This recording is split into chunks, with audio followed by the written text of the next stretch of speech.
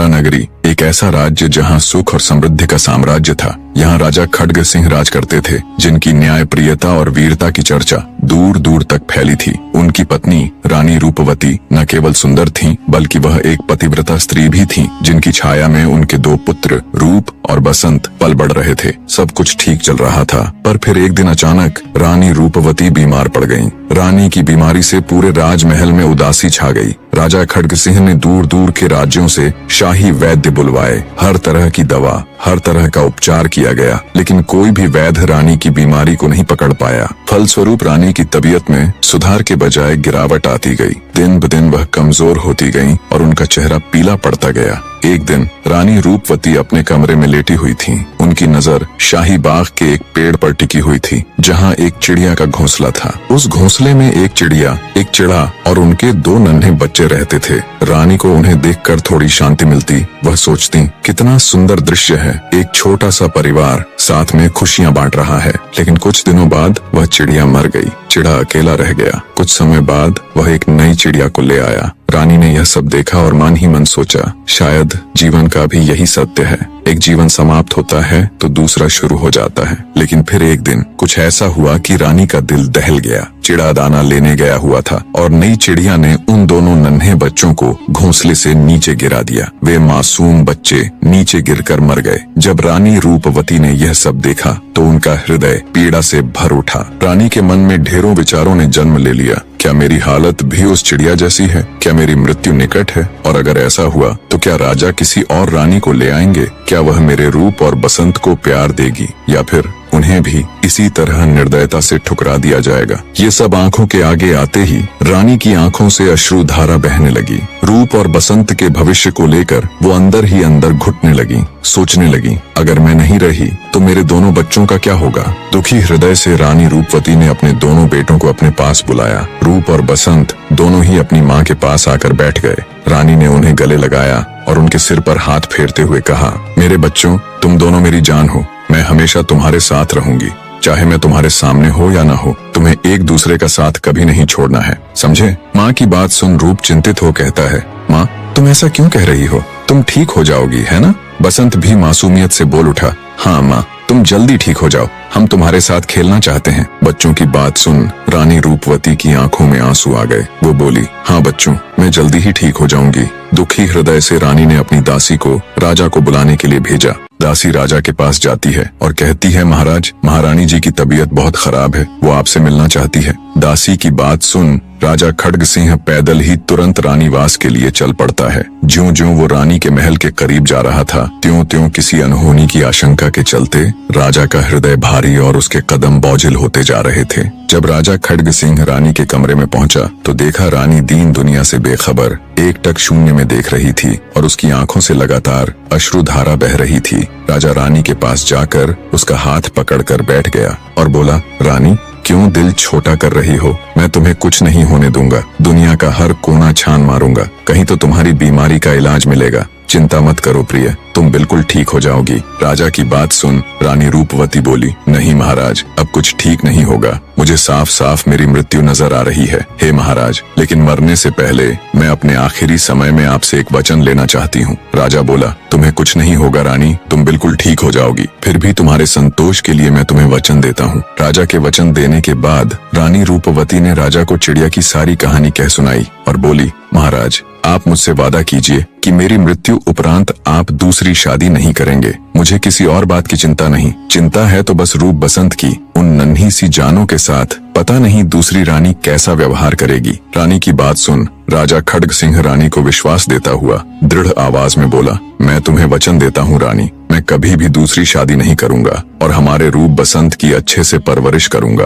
राजा के शब्द सुनते ही रानी रूपवती के चेहरे पर गहरी मुस्कान के साथ परम शांति के भाव आ गए। उसके प्राण तो जैसे यही शब्द सुनने के लिए अटके हुए थे। राजा खड्ग सिंह के वचन भरते ही रानी रूपवती के प्राण पखेरु उड़ गए। राजा खड्ग सिंह का तो जैसे पूरा संसार ही उजड़ गया। वो दहाड़े मार मार कर रोता है। पूरे महल में रानी रूपवती की मौत का मातम पसर गया। रूप और बसंत दोनों भाई लगातार अपनी माता के लिए विलाप कर रहे थे। उन्हें पता था अब उनकी माँ कभी नहीं आने वाली। राजा ने भरे हुए हृदय के साथ विधिवत रानी का दाह संस्कार कर दिया। रानी की मृत्यु के बाद राजा खड्ग सिंह हमेशा उदास रहने लग जाता है। उसने राज दरबार में जाना छोड़ दिया। जाता भी तो वहाँ भी कोई राजकाज के कार्य नहीं करता, बस उदास और चुपचाप बैठा रहता। दिन गुजरे, महीने गुजरे, पर राजा की हालत में कोई सुधार न हुआ। राजा की ये हालत देख उसके वजीर, मंत्री सब बहुत दुखी थे। एक दिन ऐसे ही दुखी मन से राजा चुपचाप अपने दरबार में बैठा था। तब उसके वजीर और मंत्रियों ने आपस में सलाह मशवरा कर राजा से कहा, हे महाराज, कृपया आप दूसरी शादी कर लो।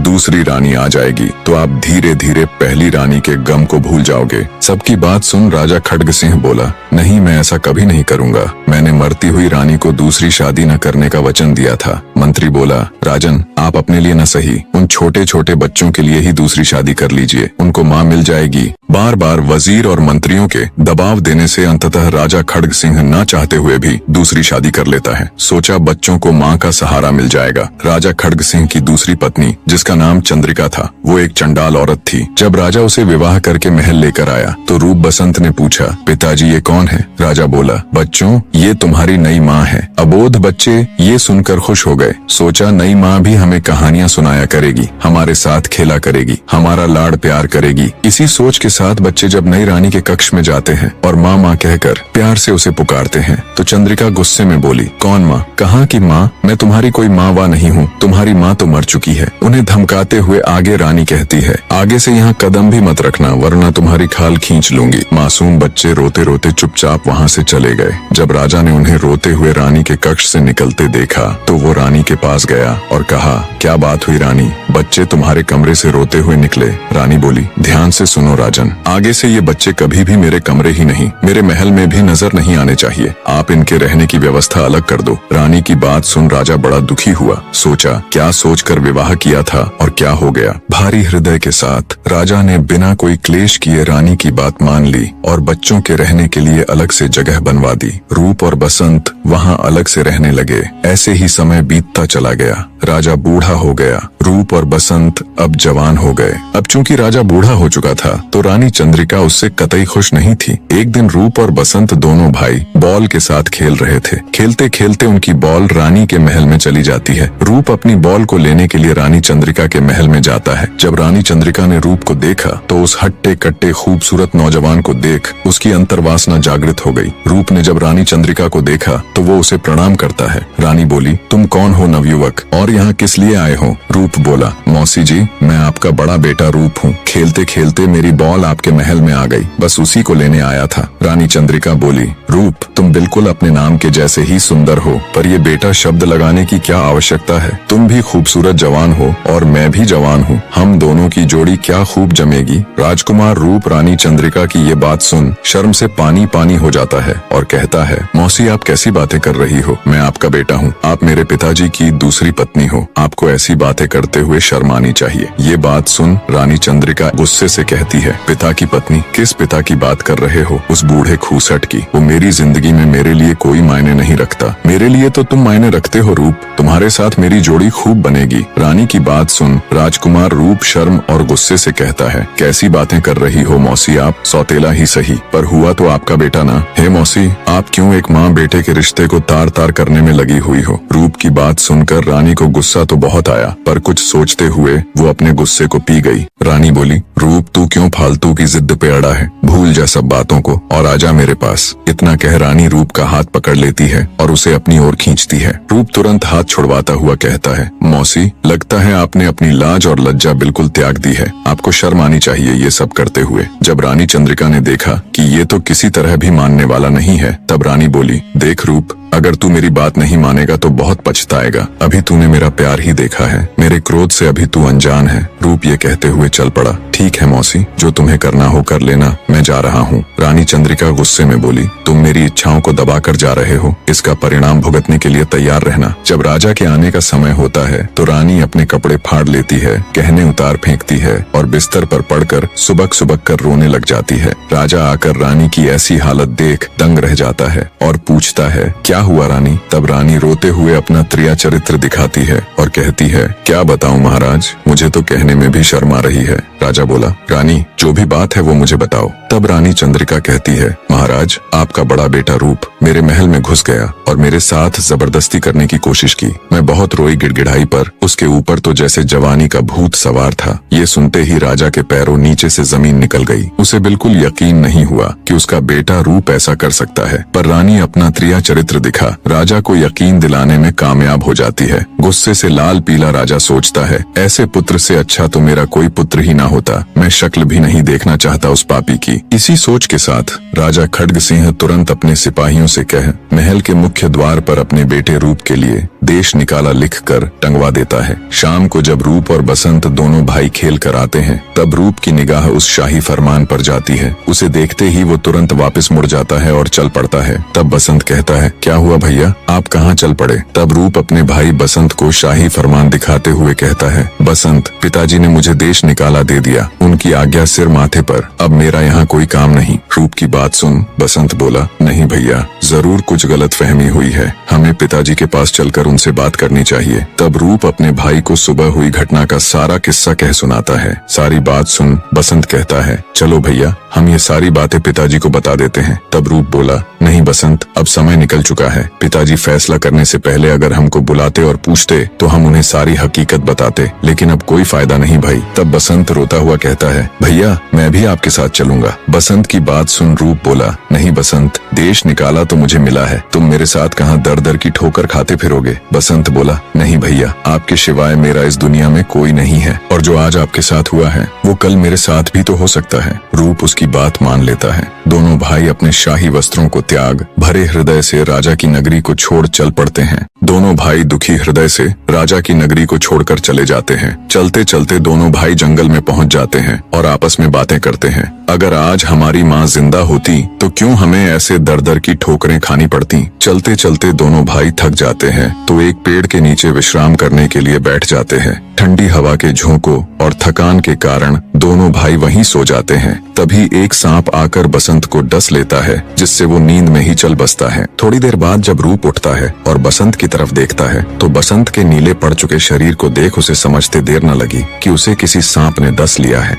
रूप दहाड़े मार मार कर रोता है और कहता है, हे भगवान, तू मुझसे किस जन्म का बदला ले रहा है? मेरे भाई की जगह मैं क्यों नहीं मर गया? आपने मेरी किस्मत बड़ी ही खोटी लिखी। बचपन में हमारी माँ हमें छोड़कर चली गई और अब मेरे जीने के इकलौते सहारे मेरे भाई बसंत को भी आपने मुझसे छीन लिया। हे भगवान, ये आपका कौन सा न्याय है? रोता बिलखता रूप अपने भाई बसंत के लिए कफन लेने के लिए चल पड़ता है। चलते चलते वो एक नगरी के नजदीक पहुंच जाता है। उस नगर के राजा का उस दिन स्वर्गवास हो गया था। उस नगरी का ये नियम था, जो भी राजा के अंतिम संस्कार के लिए ले जाते वक्त उसकी अर्थी के सामने आ जाता, उसे उस नगर का राजा बना दिया जाता। संयोगवश जब नगर के लोग राजा के पार्थिव शरीर को लेकर उसकी अंतिम यात्रा के लिए जा रहे थे, तब तक रूप भी नगर के द्वार पर पहुंच गया। रूप जब अर्थी के सामने आता है तो नगर के लोग नियमानुसार उसको अपना राजा मान लेते हैं। दूसरी तरफ जंगल से महादेव पार्वती गुजर रहे थे। जब पार्वती ने मरे हुए बसंत को देखा तो वो महादेव से बोली, हे महाराज, देखो ना कितना सुंदर युवक है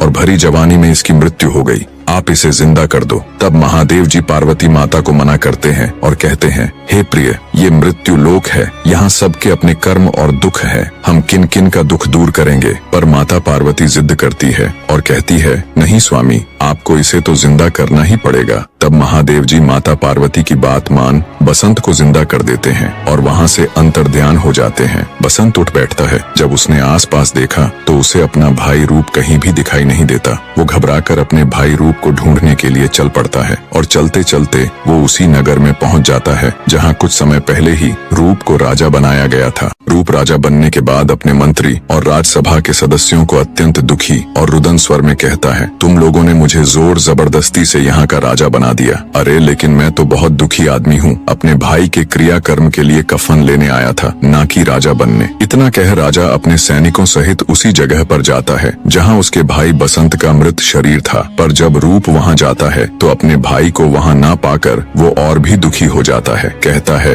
हे भगवान, ये आपकी क्या माया है? एक तरफ तो आपने मुझे राजा बना दिया, दूसरी तरफ मुझे मेरे भाई का क्रियाकर्म तक करने का मौका नहीं दिया। कैसा अभागा भाई हूँ मैं, जो अपने भाई को लकड़ी तक न दे सका। अब मैं उसे कहाँ ढूंढूं प्रभु? तब राजा के सैनिक उसे कहते हैं, महाराज माफ करें, पर ये जंगल है और यहाँ अनेकों जंगली जानवर रहते हैं, शायद उन्हीं में से कोई आपके भाई के मृत शरीर को उठाकर ले गया होगा। राजा दुखी दुखी हृदय से वापस महल लौट जाता है। राजा रूप गहरी सोच और भारी मन से अपने दरबार में बैठा था। तभी उस नगर का एक बहुत बड़ा सौदागर दरबार में आता है और राजा रूप के आगे विनती करता है, हे महाराज, मैं एक सौदागर हूँ, मेरा समुद्री जहाज फंस गया है। पूछने पर मुझे एक ज्योतिष ने बताया कि जहाज एक मनुष्य की भेंट यानी बलि चाहता है। व्यापारी आगे कहता है, महाराज, मेरी प्रार्थना है, मुझे एक आदमी भेंट के लिए दिया जाए। उस समय राजा का परम कर्तव्य होता था कि वो अपने राज्य के सौदागरों की मदद करे, क्योंकि राज्य के मुख्य सौदागर भारी मात्रा में राजकोष में कर जमा करवाते थे। अब राजा ने प्रथा अनुसार सैनिकों को आदेश दे दिया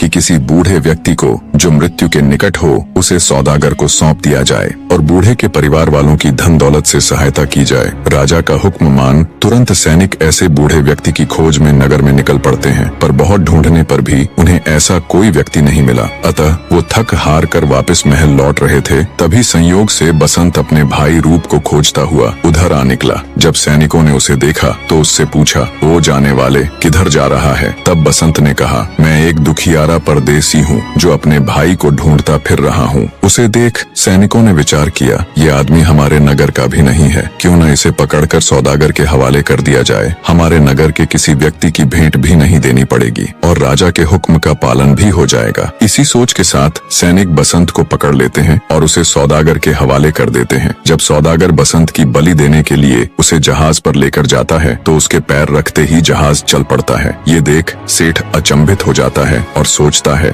ये तो बड़ा भाग्यशाली व्यक्ति है जिसके पैर मेरे जहाज में पड़ते ही ये बिना किसी की बलि दिए चल पड़ा। इसी सोच के साथ सौदागर बसंत को अपने पास नौकर रख लेता है और उसे अपने साथ जहाज में ले जाता है। सौदागर अपना सामान से भरा जहाज ले दूसरे राज्य जाता है। वहाँ गया तो सौदागर को मालूम हुआ कि आज इस राज्य के राजा की लड़की का स्वयंवर है। सोचा क्यों न तब तक जहाज खाली हो, तब तक जाकर स्वयंवर देखा जाए। वो बसंत को ले राजा की लड़की का स्वयंवर देखने चल पड़ता है। उसके स्वयंवर में भाग लेने के लिए दूर दूर से बड़े बड़े राजा महाराजा आए हुए थे, क्योंकि राजकुमारी चंद्रा अपनी खूबसूरती के लिए देश प्रदेश में विख्यात थी। सौदागर और बसंत भी जाकर राज्यसभा में खड़े हो जाते हैं। कुछ समय बाद राजकुमारी चंद्रा अपने हाथ में वरमाला लिए अपना वर चुनने के लिए राज्यसभा में आती है। जब वो राज्यसभा में देखती हैं तो उसे एक से बढ़कर एक राजा महाराजा दिखाई देते हैं, पर राजकुमारी चंद्रा की नजर सबसे पीछे और एक और खड़े सुंदर नवयुवक के ऊपर अटक जाती है, जिसका चेहरा मुरझाया होने के बाद भी